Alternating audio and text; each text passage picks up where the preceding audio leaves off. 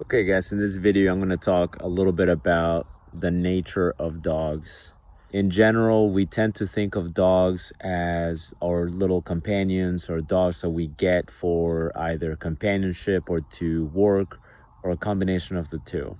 Sometimes we get the dog as a result of circumstances, meaning we adopted a dog, we rescued a dog, or we found a dog on the streets, or somebody needed to get rid of their dogs and we came to the rescue, and so we ended up with this dog.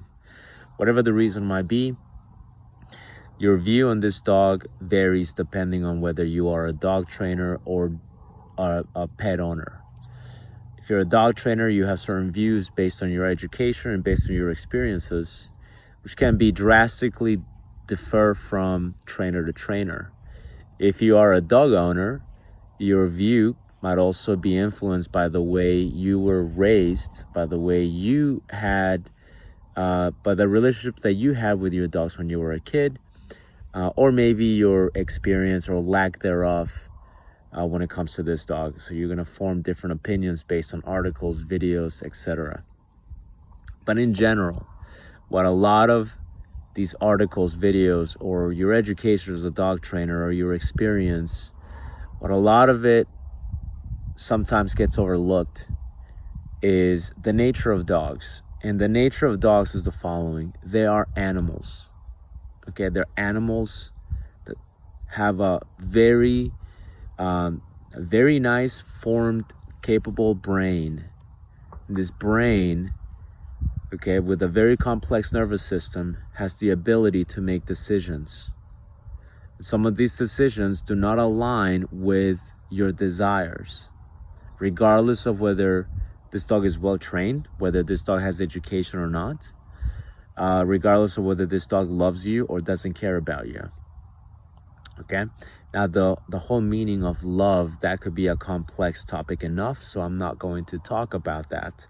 I'm just going to talk about the nature of dogs. This is from my experience, my education, and my observation. Okay, I'm fascinated by decision making, whether it's from people or animals. Since I train dogs for a living, I do pay a lot of attention to what they do.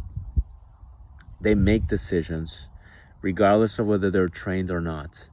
They are opportunistic animals, and they are hardwired based on their genetic traits, okay, to do certain things. Now, this hardwiring might be a result of breeding, might be the result of a breed tendency. It might also be the result of temperament, meaning it's the individual's personality and how they respond to external factors. Whereas breed tendencies are more genetic, based on the pedigree or the lineage of the dog, okay, even if it's not documented pedigree. But dogs can make decisions. Some of these decisions are wrong, okay? Are wrong, and yes, what is wrong and what is right, but the wrong decision is the dangerous decision. I think we could all agree on that. The wrong decision is the decision that will get that dog euthanized. It's the wrong decision that will get this dog in harm's ways. Now, dogs, as capable of brain that they have, they're not able to see things from our perspective. We understand this world and the dangers of the world, which is very different than the way an animal understands the world, right? Especially the way we have now just basically changed the tempo of the natural way, so to speak.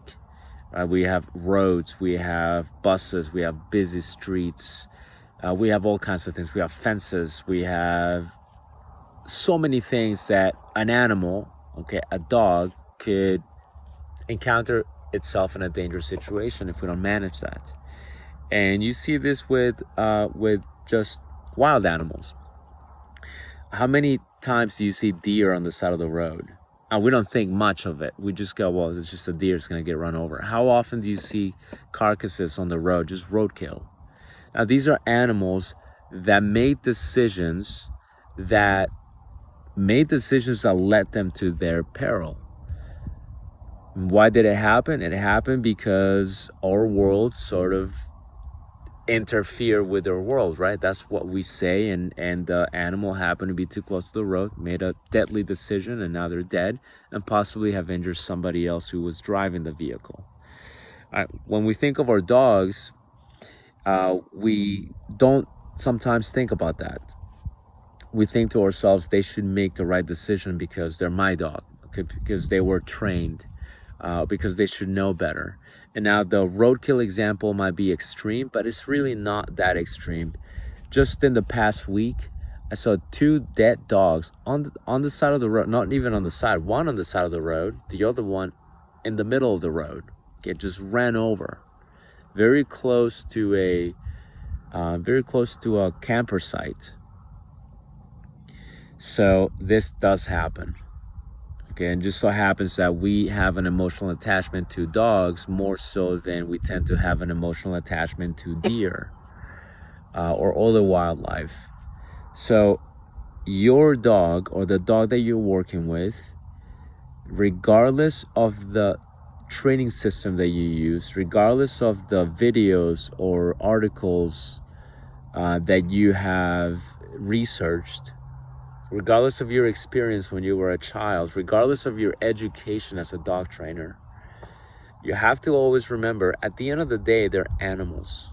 These animals are going to do things that they feel at the moment is in their best interest, even if that means disregarding the command that you have taught them very well. It happens. It will always happen. And it has happened for as long as we've lived with dogs. So this goes back to, my dog ran away. My dog didn't do this when I told him to. My dog bit somebody's dog. Or to even the more tragic events where my dog attacked my child. And then we wonder, why did this happen? Because they're dogs. That's why. It's the nature of dogs to be unpredictable. I mean, even people do very seemingly unpredictable things. People sometimes will do things that will surprise you. Your own friends, your own relatives, people that you've known for a very long time that you thought you knew them very well, sometimes will do things that will truly make you go, why did this person do or say that? Well, they did that because they have the ability to make decisions, and some of these decisions do not go in alignment with your way of thinking.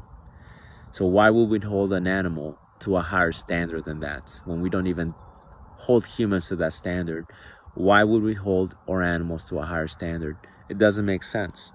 So let's remember that and make sure that you guys always keep that in mind, whether you're a trainer or a dog owner.